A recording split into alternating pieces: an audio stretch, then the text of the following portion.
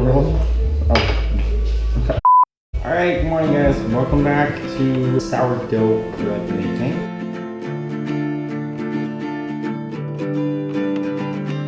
So as you can see, what we have to start is about 1.5 cups of white flour, 1.5 cups of whole wheat flour. We have a tablespoon of sugar, tablespoon of salt, 1 cup of water, and then we have our starter that we made yesterday. We're going to add the water to the sponge. We're going to add the sugar. I got my wooden spoon. I'm going to stir these around a little bit, and then we're going to add the salt. And then we're going to add, slowly start incorporating the flour.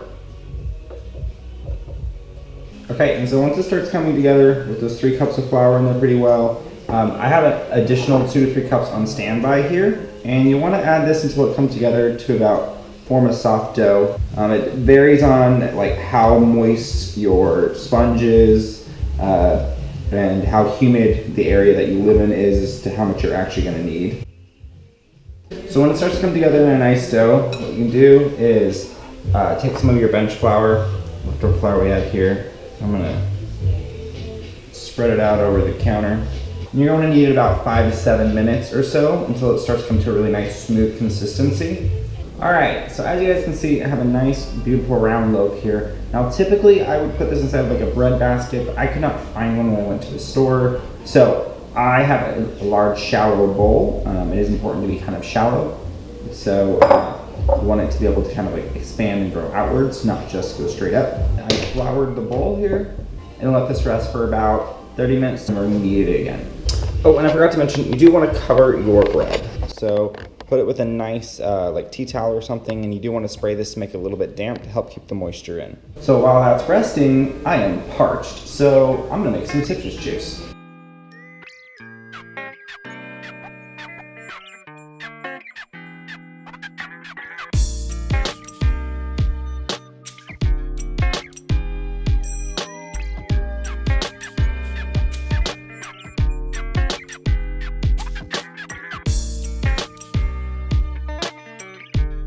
All right,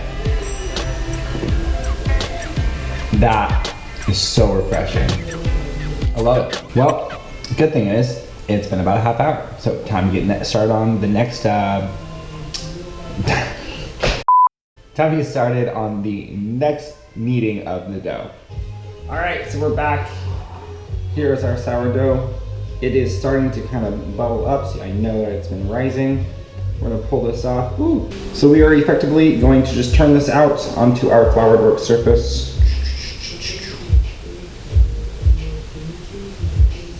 And we're just going to knead it a little bit for about 2 minutes, 2 to 3 minutes. And this is just to really help continue to develop that gluten. I'm going to take the loaf and set it on in. We're going to cover with our towel. And I just take a little bit of water, sprinkle, keep it damp. So I'll probably let it sit another 30 to 45 minutes. Come back, do one final turn. Then we're gonna let it sit for about 3 to 4 hours until it has a nice, obvious double size and shape. Then we get to bake it. I must say, this juice is just so refreshing. I'm so happy I did that. All right, so the bread has been rising for about 4 hours now. Turn on the oven to 450 degrees. You're gonna take your Dutch oven, if you have one. If not, that's okay. You could just use a standard pan. But since I have a Dutch oven, this is the best way to do it. Take and put this into the oven. You're just gonna leave it in there and let it warm up and heat up. So give it about 20 minutes or so, and then we're gonna pull it out and put this inside of it. So you can really begin to tell when your dough is ready and when you're ready to go on the next stage is whenever you push on the dough, it bounces, it goes in, the dent makes a little dent, and it springs back, but the dent still stays there a little bit. So then you know your dough is actually really ready. All right, so it's been about 20 minutes. The Dutch oven is really well preheated. Again, if you don't have a Dutch oven, that's fine. You can use a normal pan and just skip this preheating step. But you will want to add a little bath of water into your oven to create some steam for the first 20 minutes of the baking process, and then you'll take that hot water bath out. since I have a Dutch oven, I can just put the dough directly into the Dutch oven and put the lid on it, and that will create that steaming that we're looking for. That steam is what creates the actually hard, crisp crust that we love from artisanal bread. We have our nice hot pan. I'm gonna toss a little bit of flour in there, gently roll this out, and then with a serrated knife, I'm gonna just cut a nice, about 1/2 inch deep slice. Put the lid on this for about 20 minutes in the oven, and then you'll take the lid off.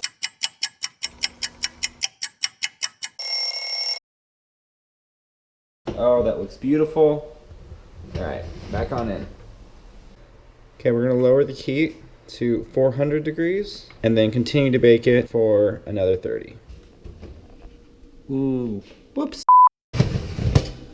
Beautiful golden color. Kitchen hack. So if you do not have a cooling rack, you can simply use chopsticks and then take skewers or more chopsticks, and voila, you now have a cooling rack. All right, the bread has beautiful color. We're gonna take and turn this out onto our makeshift cooling rack and let this cool before you cut into it.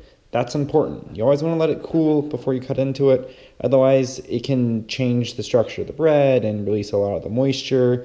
So let this cool first. So a great way to find out if your bread's actually done, when you tap it on the bottom, it should sound hollow. So kind of like this.